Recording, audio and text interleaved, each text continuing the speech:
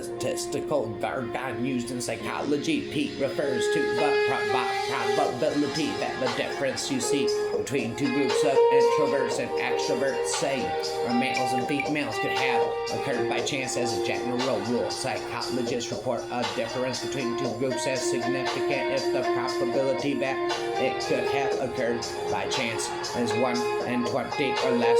The possibility of getting significant results by chance is a problem in any area of research, but is particularly acute for sex differences research. Suppose, for example, you're a neuroscientist interested in what parts of the brain are involved in mind reading. You get 15 participants into a scanner and ask them to guess the emotion of people in photographs. Since you have both males and females in your group, you run a quick check to ensure that the two groups' brains respond in the same way.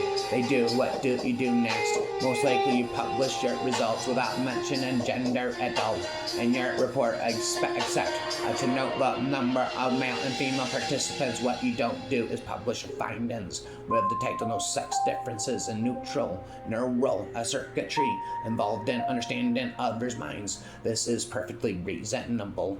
After all, you weren't looking for gender difference, and there were only small numbers of each sex in your study. But remember that even if males and females overall respond the same way on a test, 5% of studies investigating this question will throw up a significant difference between the sexes by chance. As Hines has explained, sex is easily assessed, routinely evaluated, and not always reported because it is more interested to find a difference than to find no difference. The 19 failures to observe the difference between men and women go unreported, whereas the 1 in 20 finding of the difference is likely to be published. This contributes to the so-called file drawer phenomenon, whereby studies that do find sex differences get published, but those that don't languish unpublished, unseen, and researchers' file drawer. Which do you think is more valuable to humanity? A. Finding ways to tell humans that they have free will despite the incontrovertible fact that their actions are completely dictated by the laws of physics as instantiated in our bodies, brains, and environments. That is engaging in the honored philosophical practice of showing that our notion will or free will be compatible with determinism, or B. Telling people based on our scientific knowledge of physics, neurology, and behavior their actions are predetermined rather than dictated by some ghost on our brains, and then sussing out the consequences of that conclusion and applying them to society. Of course, the answer is B. The mind, it occurs to me, in an engine. There is an ambient mode in which the mind sits idling before there is information. Some minds idle in a kind of dreading crouch, waiting to be offended. Others stand up straight, eyes slightly wide, expecting to be pleasantly surprised. Some minds imagining the great what is out there. Imagine it attends don't them. Others imagine there is something out there that may be suffering and in need of their help. Which is right? Neither, both. Maybe all of our politics is simply neurology writ large. Maybe there is our finite number of idling modes. Maybe there are just two broad modes. Out of this fact comes our current vision. Some people with Tourette's have fleeing and tics sudden, seemingly motiveless urges or compulsions to throw objects. I see somewhat similar fleeting behaviors, although not tics, in my 2-year-old godson, now in a stage of primal antagonism and anarchy. The spirits of the brain are directly connected to the testicles. This is why men who read their imagination books are less suitable for creative functions. Nonconformists aren't just going against the grain, they are going against the brain. Either their brains aren't taking the easy way out to begin with, or in standing apart from their peers. These students are standing up to their biology. The human brain takes in information from other people and incorporates it with the information coming from its own senses. Neuroscientist Gregory Burns has spoken many times. I've spoken many times. Everything the group's opinion trumps the individual's before he even becomes aware of it.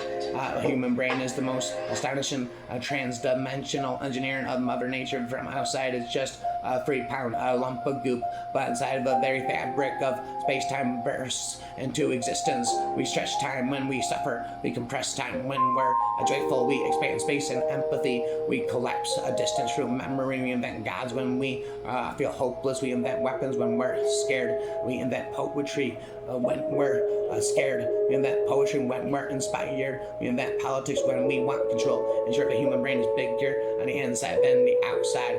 The human brain is the most astonishing trans-dimensional engineering of Mother Nature. From outside, it's just a 3-pound lump of goop, but inside the very fabric of space-time burst into existence.